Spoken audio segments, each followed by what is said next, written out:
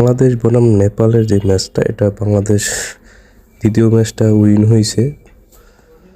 নেপালকে 141 রানের ভিতরেই গুটিয়ে দিছে।